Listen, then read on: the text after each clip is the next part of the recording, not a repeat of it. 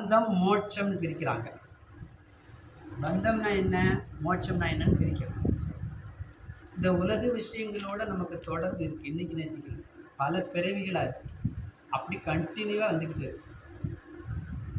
இப்போ பூமியில பிறக்கும்போதே உடனே தாய் தகப்பன் உறவு அப்படியே வருது. சொந்தம் வந்து அப்படியே உறவு வந்துக்கிட்டே இருக்கு. இது ஒரு வகையான பந்தமா வந்துச்சு. அதே நேரத்தில் ஜட பொருளோட நம்ம தொடர்பு கொள்கிறோம். அட்டாச்மெண்ட்டுங்கிற ஆங்கிலம் சொன்னால் அட்டாச்மெண்ட். அப்போ எல்லா விஷயத்துலையும் ஒரு பொருள் ஆசை வர்றது, இந்த உலகத்தை அனுபவிக்கணுங்கிற ஆசை எல்லாத்துக்குமே மையமாக இருக்கு பந்தம்ங்கிறது. அப்புறம் மோட்சம் அப்படிங்கிறது விடுதலை.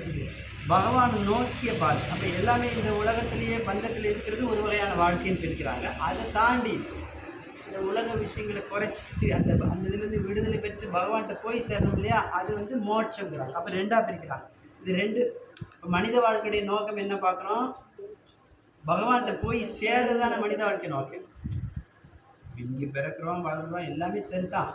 வேதமே என்ன சொல்லுதுன்னா, எல்லாமே படைக்கப்பட்டது எல்லாமே பகவான் எதுக்கு படைச்சிருக்காரு, நம்மளையும் படைச்சு நம்ம பிறக்க முன்னாலேயே சூரியன் சந்திரன் கடல் எல்லாத்தையும் படைச்சிருக்காருல்ல. அதுக்காக ஒரு காரணம் இருக்கணும்ல, இல்லையா சும்மா படைச்சிருவாரா.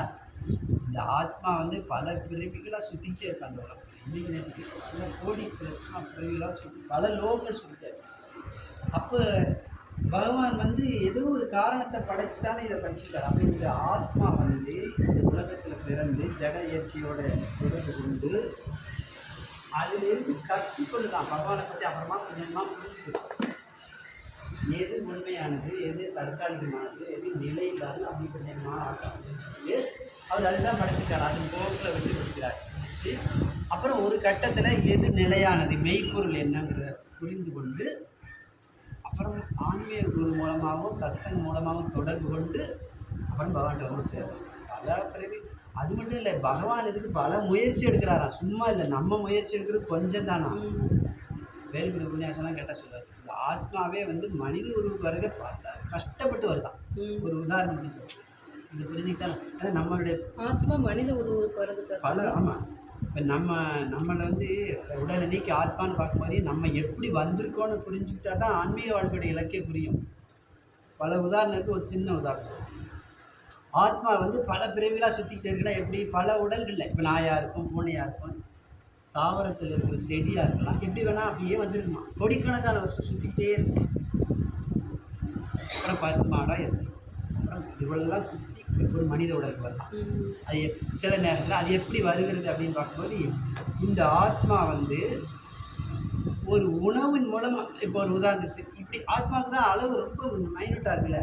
அப்போ இந்த ஆத்மா வந்து ஒரு கோதுமையோ இல்லை ஒரு நெல்லோ அப்படி ஒரு உணவில் போய் போகுதுதான் ஒரு கட்டத்தில். அப்போ ஒரு நெல் கதிரில் எத்தனையோ நெல் இருக்குது, அந்த நெல்லில் ஒரு நெல்லை ஒரு மனிதன் சாப்பிடணும். இதுக்கு நடுவில் நெல் அடித்து களத்துலேருந்து வரதுக்குள்ள வண்டியில் மாட்டி அழிஞ்சாலும் போச்சான்.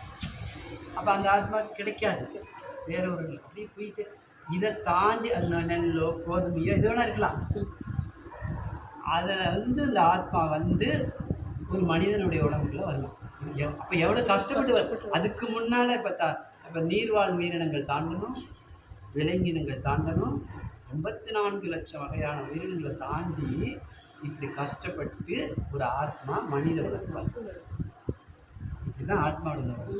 அப்படி வந்தது தான் நம்மளுடைய ஆத்மாவும். அப்படி கஷ்டப்பட்டு வந்த ஆத்மாவை பகவான் என்ன பண்ணுறாரு, சரியான சூழ்நிலையில் ஒரு ஆலயத்தை கொடுக்குறாரு, பக்தர்களை சேர்க்கை வைக்கிறாரு. எத்தனை பேர் பக்தர்கள் சேர்க்கை இல்லாமல் போயிருந்தாங்க.